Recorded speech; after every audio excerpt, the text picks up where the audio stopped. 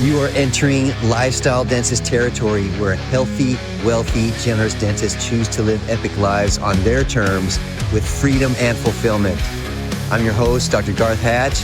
Buckle up for another exciting episode. Welcome to Lifestyle Dentist. Super excited for this call. A good friend of mine, an amazing endodontist, clinician, all around awesome guy, Dr. Joseph Choi, coming out of Kauai, Hawaii, which I'm jealous because he lives the lifestyle dentist lifestyle every single day. Live in aloha, man. How are you doing, brother? Good. Thank you. Thank you, Garth. Thank you for having me on. We're right into 2025, so diving right in. Things are great. I agree. Start of the new year, going to be a good one. And yeah, I love the background. It looks like Hawaii, man. It makes me want to be there. Hey, man, any future meetings, we'll bring the whole lifestyle dentist. I definitely think we need to do a lifestyle dentist mastermind there. Yeah, in Hawaii. Let's plan on that for sure. Yes, For definitely. sure, man. Just kind of fun. We were chatting before. It sounds like you're finishing up a 48-hour fast. So thanks for joining us. Although, do you feel better or worse? Some people, like when I've done a longer fast, like toward the end, I felt like my mind was really clear. But I don't know how are you feeling right now? Yeah, I'm about 42 hours in. I got another 6 hours to go. It's been fine. My diet has always been pretty clean, and I think intermittent fasting when I normally eat. So I really don't eat too much breakfast. So I figure this is a start of the year, sort of just clean out the whole system, and let's see how that goes. That's why you're always looking fit. Your skin's perfect. You're just living clean, man. Nice work. Well, thank you, Garth. Well, I'm learning from you, man. I'm trying. Hey, we learn from each other, but awesome. Yeah. Well, hey, we'll go ahead and just dive right into it because I know you still have patience this afternoon, so I appreciate you hopping on. Let's start off with little Joseph. Just a little bit about your background. Where did little Joseph grow up? Tell me about that. When did you decide to become a dentist? Was it something you always wanted to do, or how did you journey into becoming a dentist? Let me hear that story. So I'm, my parents are first generation. They moved out here from Taiwan, and born and raised in New York. So I grew up the Big Apple, right? Like near the Big Apple, basically, right? The New York. Yeah, I grew up in Long Island. I grew up in Hewlett, Long Island, which is about 45 minutes away from Manhattan. I have a colleague of ours, Dr. Michael Feldman. We grew up in the same town. Yes. So, growing up in Hewlett, I went to college in Binghamton, upstate New York, and then, I always had a affinity towards science and math, and how I approach life and how I sort of mentor high school students these days is I tell them, if you're good in a certain subject, it feels good to get good grades in science and math, and, just continue pursuing that. And, dentistry was something that, I was always interested in the medical field. So during the summers, I volunteered at my dentist office. And then from there. How old were you when you started that? I was in my sophomore to junior year in high school. Good for you. Oh, no, I'm sorry. Backtrack a little bit. I started in high school volunteering at hospitals, and then, partied a little bit too much in college. And then dentistry was something in college, and I spent some time at my dentist's office during the summer during my college years. And then took the DATs and went to NYU Dental School. I graduated 2003. So been in the profession for same year as me, brother. Yeah, 2003. Yeah, 2003, man. Good time. So in 2003, I finished dental school, and I asked my faculty during my senior year, is like, what should I do now that I graduated dental school? And he gave me some wise advice, and he told me, Joe, find a place where you want to live or enjoy surrounding yourself in a good environment. You went to school for so many years, college, dental school, and then that eventually led me to Hawaii. So after dental school, I spent 2 years doing an AEGD, Advanced Education in General Dentistry, in Honolulu on Oahu. Nice. And then I'm just curious, back in the day, how hard was that to get? Was it fairly easy to get into that, or pretty tough to get? Because I'm sure that's got to be a sweet spot. Everybody wants to go to Hawaii to do an AGD. Yeah, man, I've been blessed. That AEGD opened up early 2000s. So it was around the same time I was applying. And, I basically got in early, met some great directors that I first actually, after dental school, was in the Bronx, New York for a year.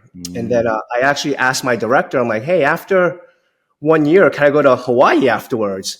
So she's like, yeah, let's see how it goes. And I basically pumped up numbers and just grinded it out in the Bronx, New York, and which is just a pretty intense residency program with great experience. And Only the strong survive, right? They say that about the Bronx. The boogie down Bronx, man.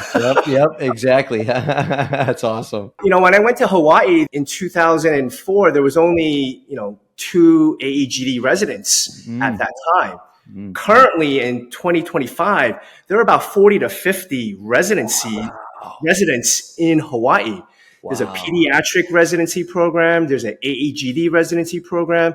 And right now, it used to be Lutheran Medical Center, and it's NYU Langone at the present moment. So from that journey, got into endo program also through Lutheran in 2006. And then I graduated 2008 from Brooklyn, New York in Lutheran. I worked 2 years with my attending, Dr. Michael Feldman. Mike was an awesome guy.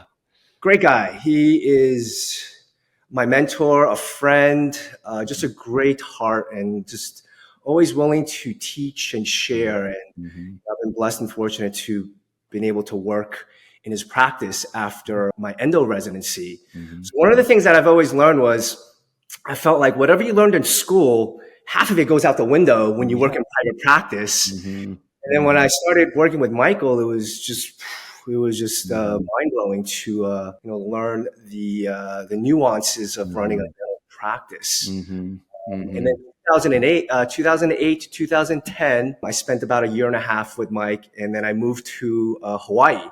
I knew that New York, that lifestyle wasn't for me anymore. Sure, you're ready for a change. Yeah, no, who's going to fault you for moving to Hawaii, man?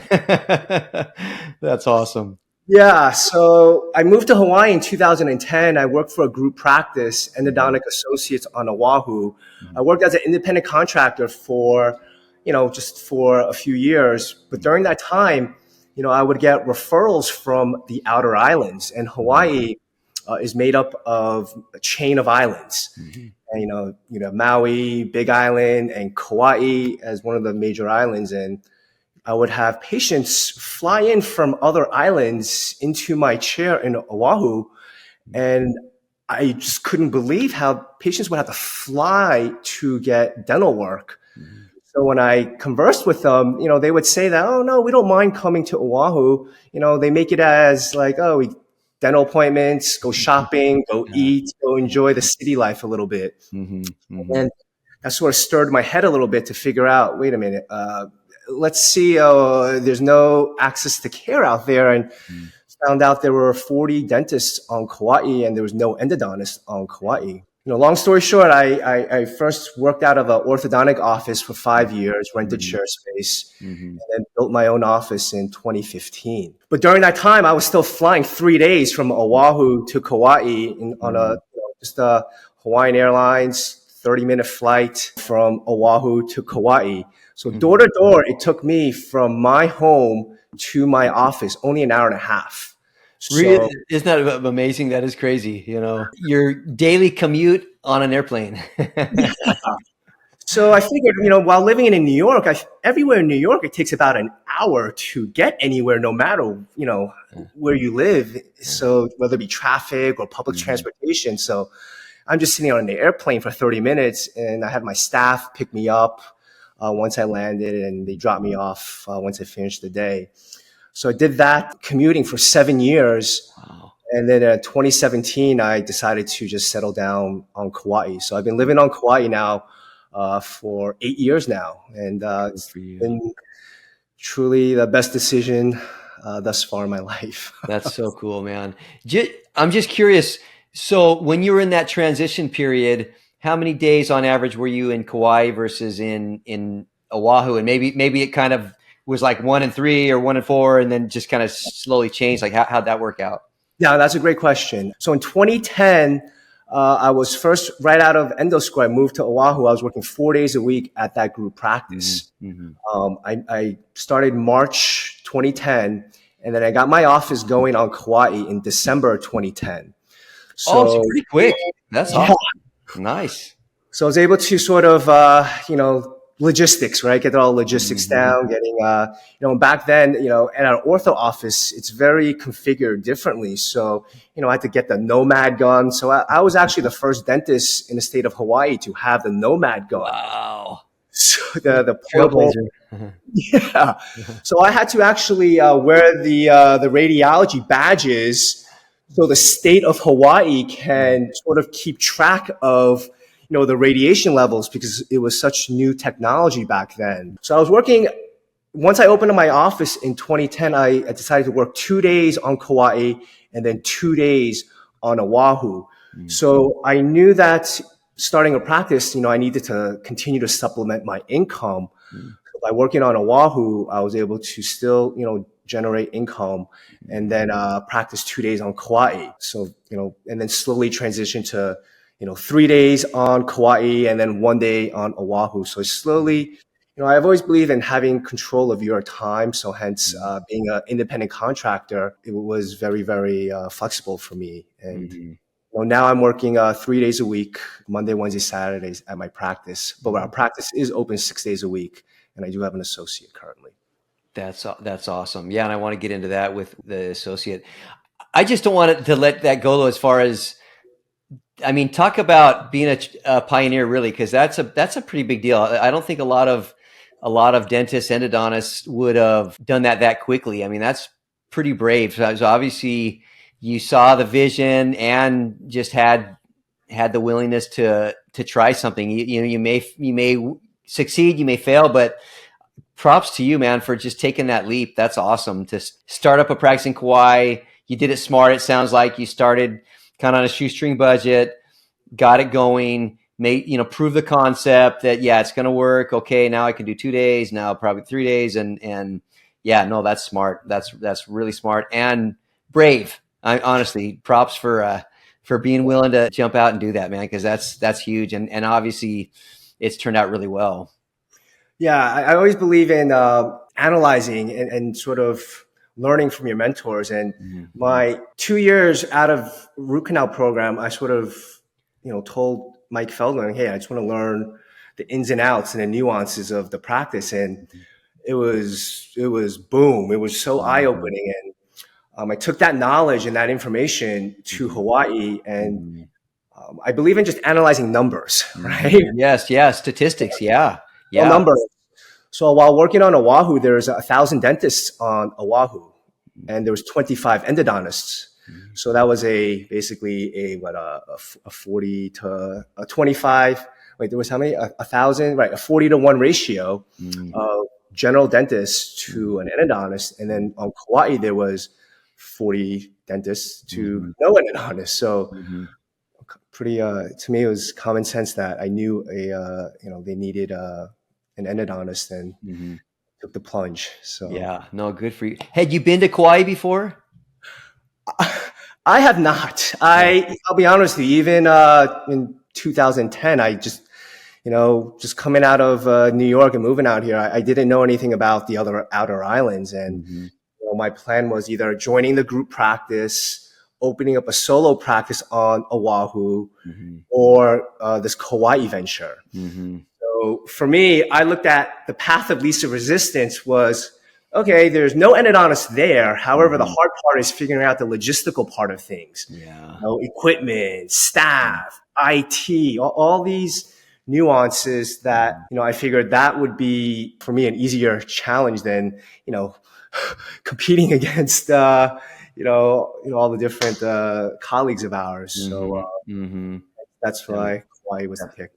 No, that's awesome. That's so cool. Yeah, we have a short-term rental in Maui, and then I've been to the Big Island and then Oahu, but I've never been to Kauai, and I've heard several people say that's the most beautiful island. So, it's like when you think of like the traditional Hawaiian paradise, Kauai is kind of what comes to mind. So that's so cool, man. Let's keep going then. So you mentioned then you brought an associate. How was that transition? And when did you know, like, did you just feel like, okay, now's the right time, or somebody called you, or how was that timing with the associate? Right. So I started looking around 2021, 2022, practicing on Kauai now. During that time for over 10 years, I was working 3 days a week, and I've always believed in just sort of, condensing my schedule and sort of being super busy for those 3 days. Mm-hmm. However, I felt, there's still days where I had a lack of coverage, and as well as the fact that I had patients that were waiting, weeks to see me. So the thought of hiring or looking into an associate came about, 4 years ago. And that in itself is a process that I've learned, right? It's, I did career fairs at the AAE in Phoenix in 2022, I believe. I emailed and sent out snail mail to all the directors. I posted ads through all the AAE websites, and it's the job market. You have highly skilled professionals, and Hawaii is not even in their thought process, because I knew that because it wasn't for me graduating root canal school. Yeah. Finding the associate didn't come about until 2024. I've had Dr. Jordan Siegel with me since November 2023. He started. Very cool. November 23. He's been with me now for about almost a year and a half, and the associate's been great. There is a learning process with it. It's adapting to the staff, acclimating to the new doctor, because your staff's used to how I work for so many years. And, when you bring on a new colleague, there's just different ways of working, just different personalities. So that's one of the things that I found, I had to learn from. And I realized, I learned just as much from my associate as I'm sure he learns from me in the business aspect of it. So, having an associate, the biggest thing is the time in terms of I have to now know that my patients are being taken care of by an exceptional clinician, and it allows me to do what I want and have time to, have some freedom to manage other aspects of, my life and other business as well. Totally agree. Yeah, I couldn't agree more. That doctor duplication, I think for me, that was one of the biggest changes of going from always being stressed out because there wasn't enough time in the day, or I'm worried if I'm taking vacation, the patients are going elsewhere, and just to have that extra coverage, I think is huge. Long term, at least. A lot of people can't do it right off the bat. I couldn't do it right off the bat, but when you can get to that point, both from could be financial, but even if it's not, even sometimes you may take a little bit of a dip. In fact, most of the time you will at least initially take a dip financially, but for that lifestyle, man, it's so worth it. Yeah, no, I totally agree. So, now 15 years in, I'm trying to figure out what the next, planning the next growth and expansion in the business is. The future plan. How well? I don't know how much I want to go in detail. I don't want anybody trying to move to your market. But I guess maybe take a step back. When you brought somebody on, like what would be, if you're just somebody was going to ask you, hey, what are some good metrics that you look for when it's time to bring on an associate to make sure you got enough work to keep you both busy, but also so you're not like stressed out of your mind working 6 days a week? What do you think is a good strategy for that? Right. So what worked for me, and each, city and state and wherever you are, you have to really understand the microeconomics of your city and town. So, what works for me, I just want to just say may not work for others. Being the only endodontist on island, the other reason why I brought on an associate was to make sure that I have coverage 6 days a week, so that there wouldn't be other possible, endodontists moving to the island. Mm-hmm. So I figured, after having my practice for, over 15 years, I needed to sort of make sure that all my referring doctors are taken care of. Mm-hmm. And, that's one of the main reasons I expanded. Mm-hmm. A couple metrics that I looked at, during this expansion was the revenue. I always believed that you have to have a certain revenue and a certain referral base and busyness in order to take on an associate. Mm-hmm. And that starts with me knowing that what is a number for me to know that I am able to live off of however I want to live, right? Mm-hmm. So during this last year, I'll be honest with you, my revenue for myself has cut down a little bit to make sure that my goal is to make sure my associate is busy and taken care of. So that is one of the major metrics, was the revenue that I was generating. For me, it's always been around that number of, I was taught around, 1.2 is sort of a number that you have a healthy practice. And in conjunction to that, I looked at how far booked I was on my schedule. And I was booked out for me about, 2-3 weeks. And for me, I think that's too long for a patient in pain, right? So of course I take same day emergencies, but I just wanted to sort of close that sort of waiting period for patients. And that in conjunction with my revenues, I felt was the right time for me to bring on the associate. Yeah, that makes sense. And I do think there is huge value in being able to see emergencies, whether you're an endodontist or general dentist or oral surgeon. Pain is always a motivator. And when that pain is gone, for whatever reason, a lot of times those those patients just disappear. If you're a specialist, they may just end up being seen by the general dentist because they want to get them out of pain. If you're a general dentist, they may end up going to somebody else down the street. And so I do think there's real value to find ways to get patients in fast when they're in pain, be that expanding your days available or additional doctors or just keeping slots available. So yeah, no, I think that makes a lot of sense. And as far as with your days, how are you guys working your coverage right now? Do you both work in the office a day or two a week, or you have your days? He has his days. How's that working? Yeah, so currently I'm in the office Monday, Wednesdays, and Saturdays. My associate, Dr. Siegel, is in Tuesday, Wednesday, Thursday, Friday. Very cool. So we overlap on Wednesdays. But initially when he started, I was, more around to make sure the transition was smooth. So now, he's comfortable. We just see each other on Wednesdays.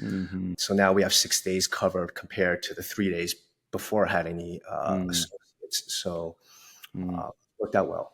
That makes sense. Tell me about your new location, because that's also, I know from doing it, it's a big process when you're either buying a building or starting from scratch.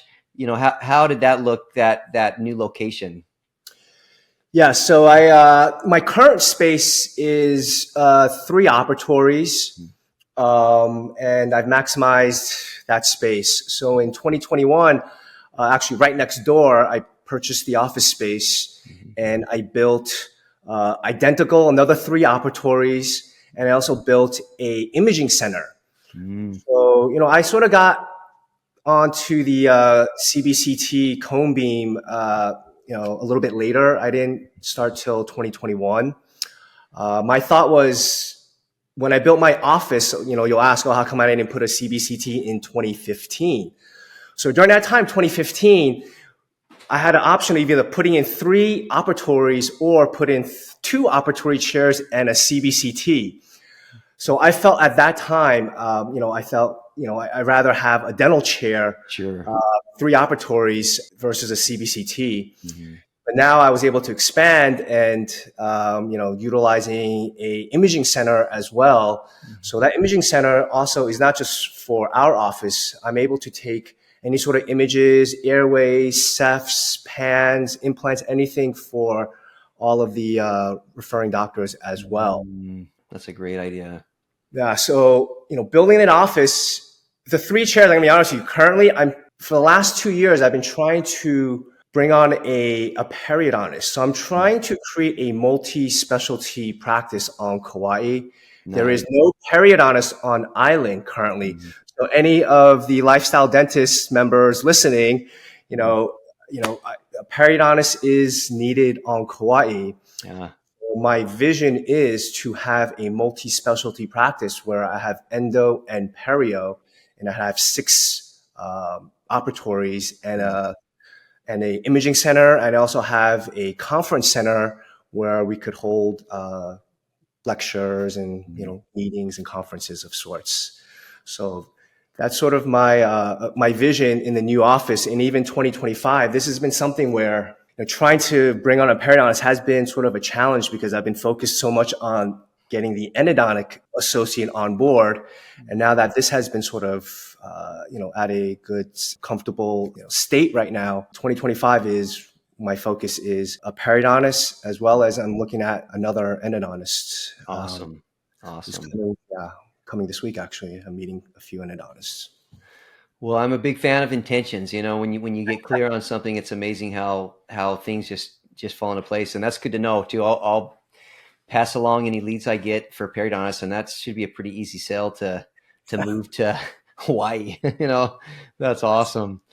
And it is interesting though, for whatever reason with periodontists, because I share in my building, I share with a periodontist, and the guy it was almost 3 years he was trying to find somebody to buy his practice. And yeah, it's for whatever reason, I don't know if it's just less perio programs, or a lot of them they're like from overseas and they go back overseas or what. But yeah, it just seems like there's a shortage of periodontists. So that is interesting. Yeah. But there's still always a need though. I'll make sure. Yeah. Anybody know a good periodontist? Send them Dr. Choi's way, because talk about a cool opportunity. That's awesome. Yeah. No, thank you, Garth. No, for sure. And as far as referral patterns, what are some things that have been helpful for you to where the general dentists know, like, and trust you, want to refer to you, even though you're the only guy on the island? I'm sure they could still send them to Oahu. They could do it themselves. What helps keep those referral relationships strong? I think you just nailed it right there. It's just the relationships. Mm-hmm. I believe all our colleagues do amazing work, and why would you're a general dentist refer to me versus someone else down the road? And I think a lot of it has to do with just the relationships that not just myself with the dentist. I think it's very important that my staff has a relationship with that office's staff. I find it very important for my front desks, my office managers, to have communications with the front desk. Just chatting. We've had office parties together, office functions together. The referral pattern, as you said, there are colleagues that just want to see me versus the associate, which is fine, and I'll cater to that. But just continuing, we have an internal marketing as well as external marketing plan every year that we roll out. So I think the most important thing is to continually, just reach out, discuss cases, attend all the study club meetings, because in the end, you don't know what works. You can market every little thing, and you just have to do everything, from the social media, the Yelp, Instagram, the lunches, the CEs, the Thanksgiving, Christmas. It's just an ongoing event where every week, hence, I have meetings with my team, my executive manager and my office managers to, have a coordinated plan every year and every month and every week to almost every day to know that, oh, hey, today is Dr. Jones's birthday. So we do the necessary, protocols to make sure that we reach out to their offices. So marketing, referrals, it's all about the relationships. Yeah, I couldn't agree with that more. And like you said, consistency, how whether you're a specialist or a general dentist, that there's different ways to market, but you want to be consistent, and you also want to have a broad array of options, because some offices may want you to go to lunch. I've got referring offices, they don't have time to go out to lunch. They would rather go fishing or just take good care of their patients, and some want to do CE, want us to do CE. And so it is just kind of knowing what they want, and same with patients. That if it's a direct to patient, some may be an ad on Facebook about implants. Others might be a Val pack or especially internal marketing. I was always a big fan of internal marketing, but yeah, just knowing that different people will respond different ways. So you can't just have one dog and pony show, otherwise you're going to be have issues, I think, especially with marketing. Yeah, totally. And one of the things I found very important is, when you have a, dialogue, or you're chatting with a colleague or in a front desk, and once you get their name, and a lot of times you don't know the front desk name, so you could just introduce yourselves and be like, "Oh, hi, it's Dr. Chu, and who am I speaking with?" And from there, you connect that relationship, and you find out as much information as you can, from if they have kids or what they're allergic to. And I have a database of information of all my referring doctors, so that when I do see them or I do go to a meeting, that I already have sort of a refresher in my head. And when you have this conversation, I think it's that wow, where they realize, oh, wow, you realize that I'm allergic to chocolate, or, you remember I had a vacation in Italy, and sort of just sort of, having, being prepared and crossing all your T's and dotting all your I's, and just, that's, I've always sort of envisioned the practice. And again, I give a lot of credit to all my mentors and colleagues for the knowledge. You're amazing, and such a good example in the mastermind. And speaking of front desk, because I want to make sure we keep some time on this, you are doing something very unique in that you have virtual staff members, virtual team members that are not physically living on island and doing an amazing job as a team member. And I know a lot of markets are struggling to get enough quality staff. First, it seemed like it's more in the bigger cities, and then not as so much in the smaller cities or mid-size cities. Now it seems like nationwide, at least right now, it's hard to find adequate team members where you can really get good quality team members, or you're paying a crazy amount, and your fees are going down and your overhead's going up, and a lot of people are in that kind of a pinch. Can you tell me about how you started bringing on virtual staff members, and kind of how that's progressed? Yeah, so this was, this is all during COVID, honestly. We had, all these federal grant money, and that was a time for me to sort of realize that, instead of being fearful and scared, I was like, okay, well, what could I do to sort of, COVID-proof the business and expand the business, while understanding that staffing is going to be a huge problem currently, as well as moving forward with all the technology advances with AI and whatnot. So, I had great, an orthodontist here that I annually go to, meetings with. He has, a team in the Philippines, and it sort of sparked, got the wheels rolling a little bit. So, I went out to the Philippines 3 years ago and met a connection out there, and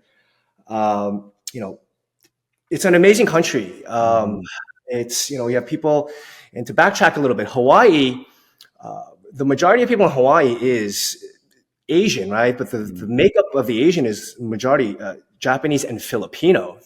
So, growing up in New York, I wasn't, I was in my own little world, and I wasn't exposed to the Filipino culture. And once going out to the Philippines and experiencing how they are so nice, and they want to serve and want to take care and want to work. And to me, I was just blown away by that fact. And so once I knew that there is a workforce elsewhere, to me, distance doesn't matter with technology, right? It's so true.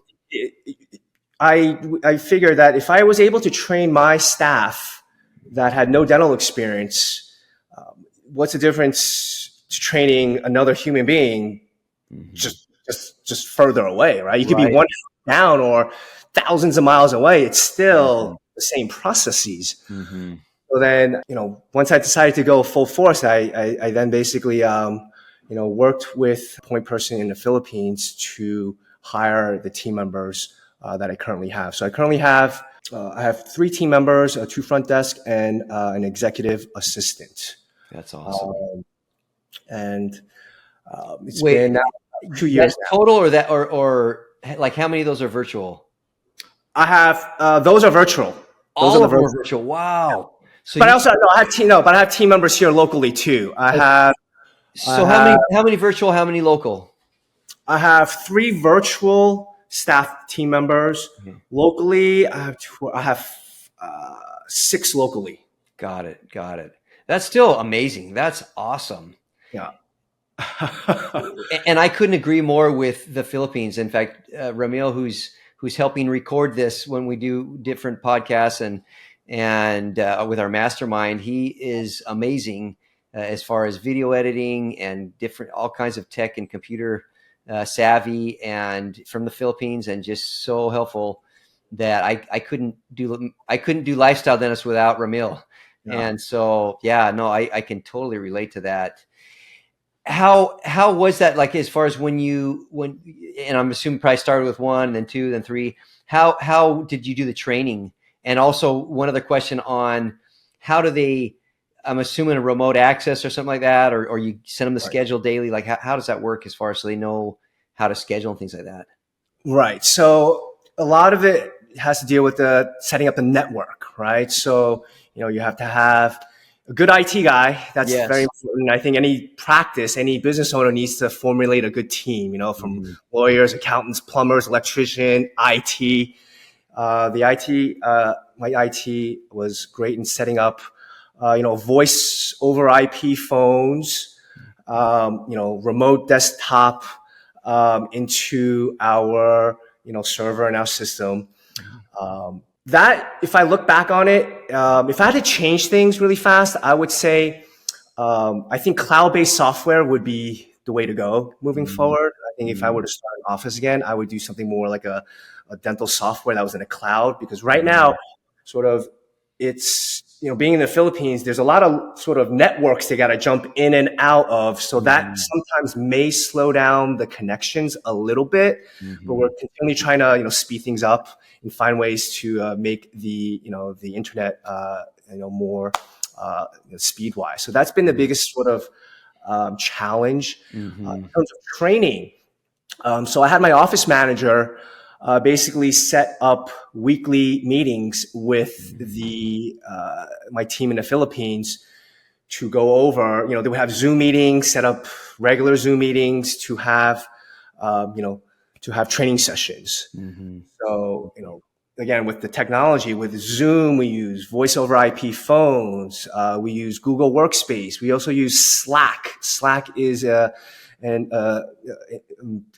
communication for businesses. So, in the beginning, I was just having chats on my iMessage and then through WhatsApp, and then everything just got just all over the place. So Slack is enabled me to sort of create channels. I have a front desk channel. I have a dental assistance channel. I have a management channel. I have individual channels where I can now keep track of who and what communications went about. So that was sort of the training process of it. And I think it's creating systems and creating protocols that you can document is very, very important. I was fortunate, my office manager was able to sort of train all of my team in the Philippines. That's so cool. That's awesome. Yeah, I think that's such a advantage. And especially in the US, where sometimes it's hard to find adequate team members, or if they're too expensive. I know, God, they want more and more, and hopefully your fees are keeping up with that. But a lot of times it's not, and a lot of times it's just coming right out of the doctor's bottom line. And so being able to think outside the box, I think there's some real leverage to do that, and also to bless their lives, to help people that are very grateful to have a job, have work, and provide for their family, and be paid very well, and it's still also reasonable for you, as far as from the U.S. Yeah. So no, it's great to know that I always have coverage when the phone rings. When you just have one front desk or two front desks, and they're on the phone for a while, going over patients' insurances and following up. It's every phone call not answered is a potential loss of a referral. So I think having the front lines, which is answering the phones, covered in a professional manner is one of the major keys to a successful business. Yeah. With the company that you used to hire these, were they able to screen for people that could speak English at a level that you needed, or how did that work? Right. So I basically I told them what I was looking for, and then I would have myself and my executive manager would have Zoom meetings with the applicants. In the Philippines, everyone speaks English. Everyone speaks English. So, just finding the right fit, right? Finding the right personality, the right fit to, and that is all, based on your intuition and, how you envision where your practice going. One of the sort of challenges also, I just want to just be transparent, is, being that it is, I have 3 individuals, but they all work from home. Okay. So it's a major difference when you have a major, S&P 500 company where all their outsourcing is also in other countries, but their workers are working at a major call center where all the workers are working under one massive building. So you'll have one building with, hundreds of workers in there. Yeah. So their network and their sort of IT is really sound versus one of the challenges sometimes that I've noticed is, making sure that, their internet is working, and a lot of, weather factors out there, and hurricane season where I've noticed sometimes I'll have connection issues here and there. But for the most part, I would say everything is, I would highly recommend, outsourcing, especially with, with the economic status moving forward. Yes. Yeah. The challenges or the benefits outweigh the challenges. Yeah, no, that's I think a fair assessment. Yes. You're always very forward thinking too, Joe, as far as with technology and things like that. And you mentioned AI.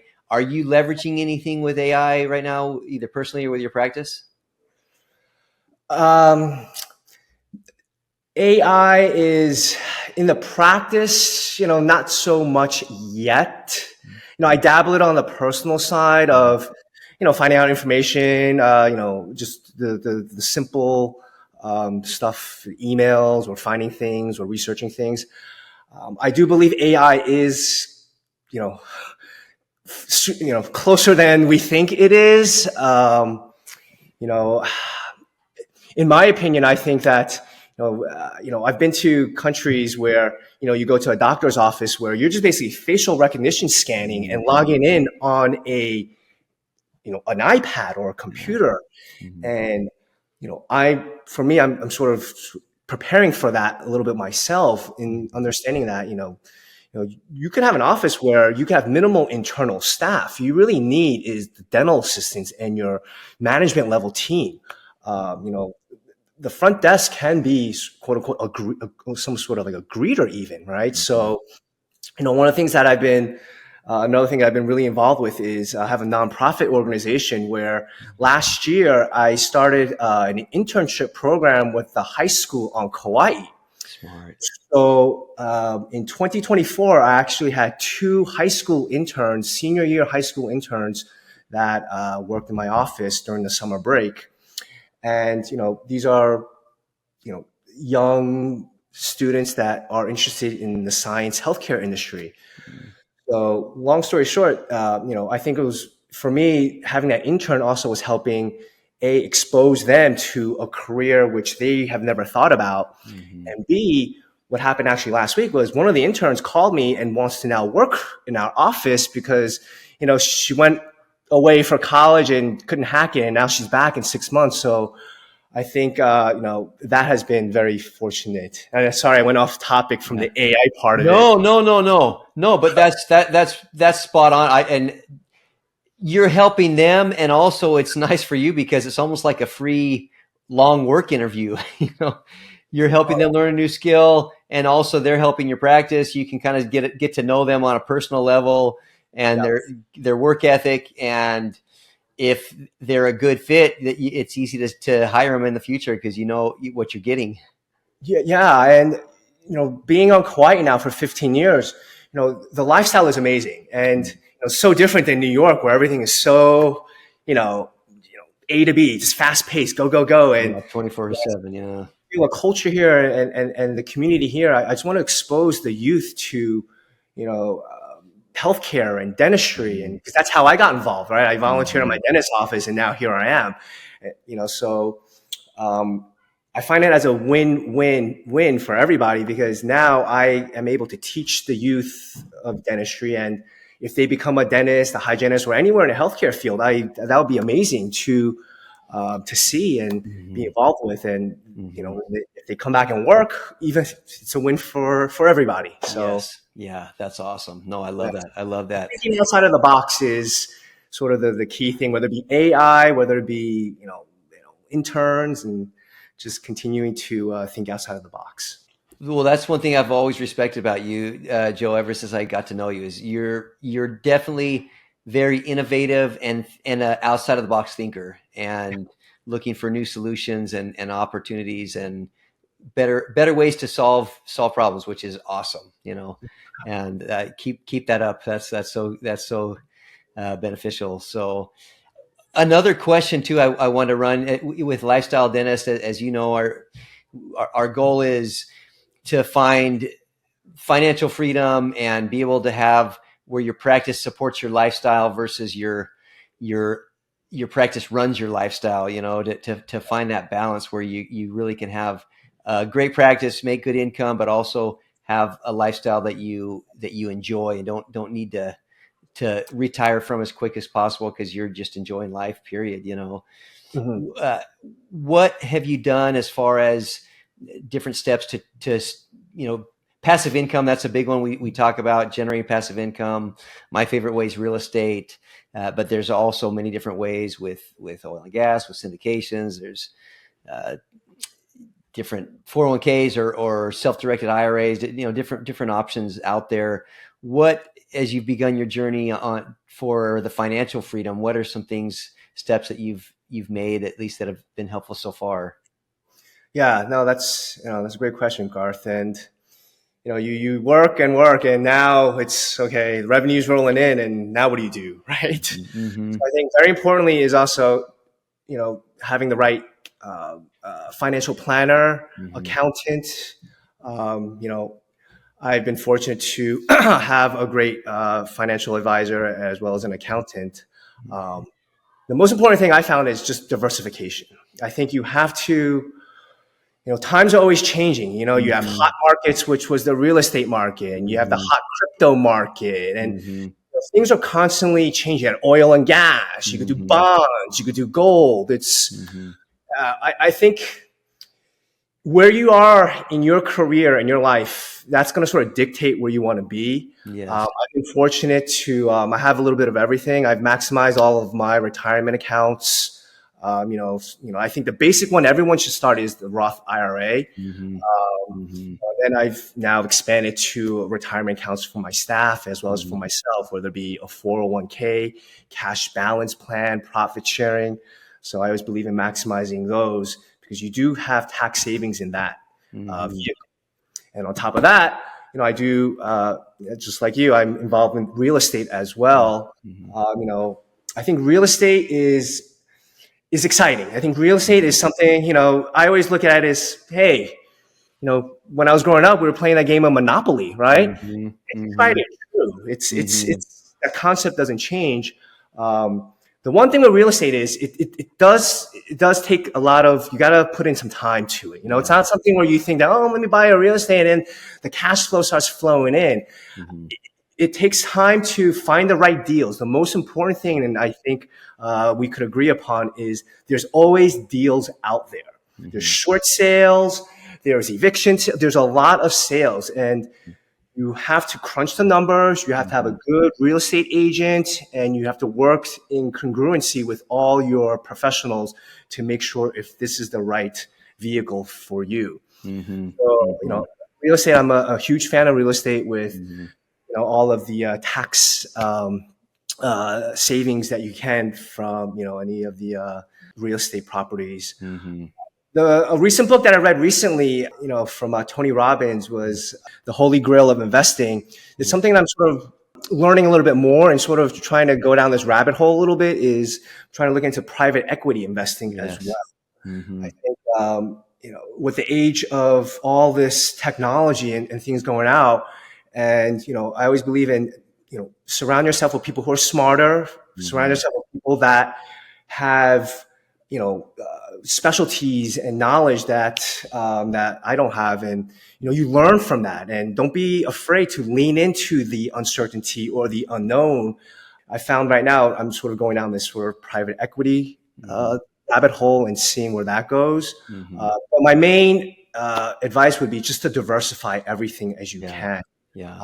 And that would be the best. Crypto's great. Crypto's hot. I have a lot of friends that just killing in crypto, but just be careful with crypto. It's very, very volatile, and it's very complicated. And like anything, there is no easy way to make money. So my investment strategy has always been invest in yourself. Invest in yourself. Read, gather information, read as much as you can, and and consult and talk and share with the right individuals that are on your team. No, I love that, and that was some gold that you just dropped there, and I couldn't agree more. Even with investing, I think all of us have our favorites, but like you said too, it can often depend on the season. It's where there's a good time to invest in real estate. There's sometimes a time when it's probably better to just kind of hold off. I think right now is in a weird standstill where the interest rates are really high, and yet prices aren't really coming down. And so people don't want to sell for less than they think they should get. And so things are really slow. I think it was like 70 or 80% lower, less sales volume than last year or in 2021. I can't remember the exact stat. Don't quote me on that, but it's down quite a bit. I know there's way less sales right now than have been happening the last couple of years. And I think it's just in a weird standstill. And that's when I think there is wisdom to be patient. Keep setting money aside. I think still keep that habit of investing, whether that's in a private equity or a mutual fund or just a high interest fund. Keep setting money aside to invest, but you may not necessarily be wanting to pull the trigger if it doesn't make sense. I think never is a good time to pull the trigger if it doesn't make sense. So be patient. Be patient, I think, is a good lesson for everybody. You always have money ready in case, right? You always want to have an emergency fund. Well, you can also create an investment fund, right? And you could put money in a money market account or a high savings yield account, even though you're still getting 3, 4, 5%. So it's all out there. You just gotta it's not going to be handed to you. You got to delve into your technology of iPhone and apps and just YouTube, and it's all there for you. Yes. Couldn't agree more. Joe, thank you so much for your time. I want to be respectful. I know you've got patients to see later on today, so I want to make sure you get out okay on that. Any final words or advice or recommendations as we wrap this up? Dentistry is a great profession, and I always, one thing is continue to learn, continue to grow, and one other thing is continue to share. I think as endodontists, and dentists, we sort of want to keep everything closed, but I feel like if you share, you're opening the door to open communications, and you're going to learn just as much as whoever you're talking to is going to learn. So I think continue to learn, grow, share, and, thank you, Garth, for having me. Thank you for taking time today. Oh, thank you. And thank you for all the wisdom you shared. Joe, thanks for being in the mastermind. You're amazing. Yeah. And with that, I will wrap this up. And thank you so much for joining us, and look forward to connecting on our next podcast. Best wishes. For sure. Aloha. Aloha, man. Thanks so much.